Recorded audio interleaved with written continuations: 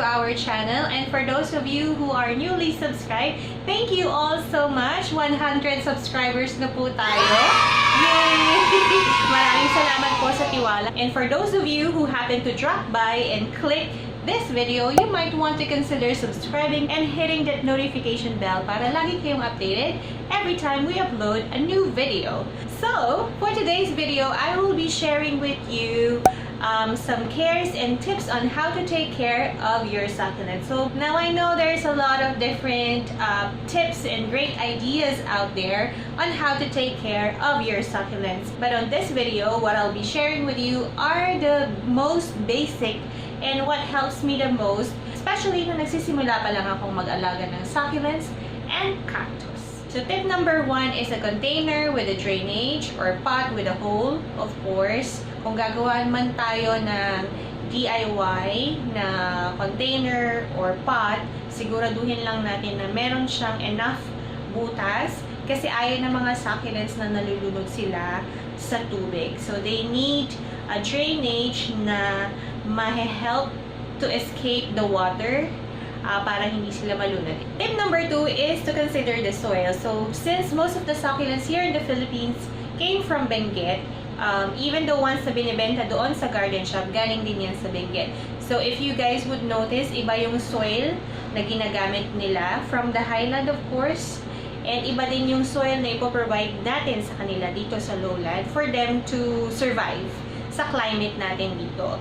So, I would highly recommend if you guys would do it DIY, 70% pumice and then 30% carbonized rice hull. Kung wala kayong time mag-DIY, you can buy yung mga ready ng mixture, CNS mixture, that's how they call it. I would highly suggest yung masitera kasi subukan matatag na yun. Alright? And we also have to keep in mind that succulents contains water na sa kanilang katawan, either sa leaves or sa stems. So that's why they don't need extra moisture. That's why they need fast draining soil. So tip number 3 is to start with a healthy plant. Of course, as a beginner, you might want to start picking a plant na in good shape. Maganda yung color, vibrant yung color, walang insects and all that.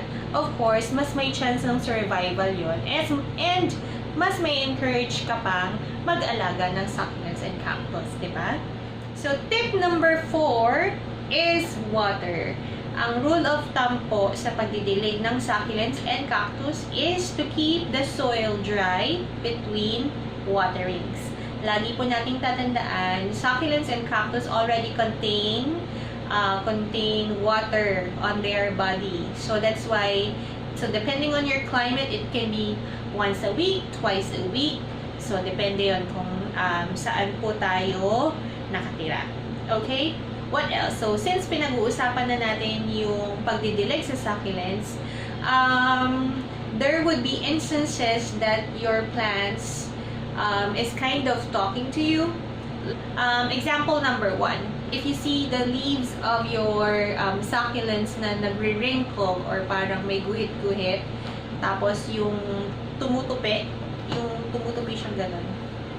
It is the plant's way of telling you that they are thirsty, so you have to water them. Alright, second, overwatering. What are the signs that you are overwatering your plant?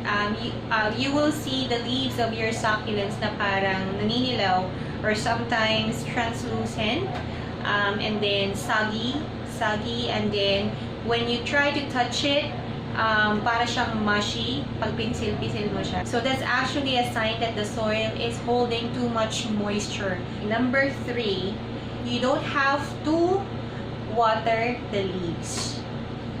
For succulents, mostly nagiging cause yun ng pagka-sunburn nila. Alright, so tip number 5 is light or the sun exposure. So in general, 4 to 6 hours is yung advisable or recommended sun exposure.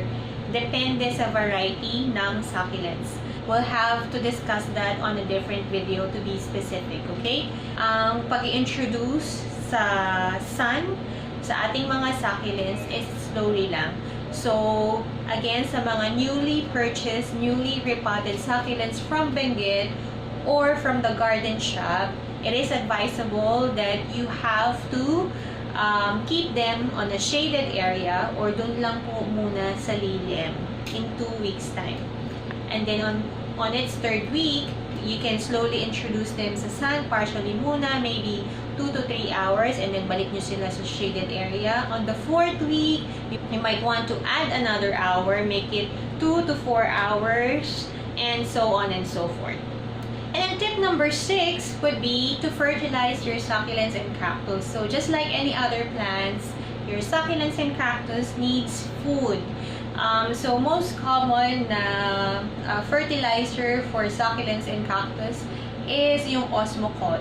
So it's a balanced fertilizer with an NPK of 14-14-14. So slow release siya.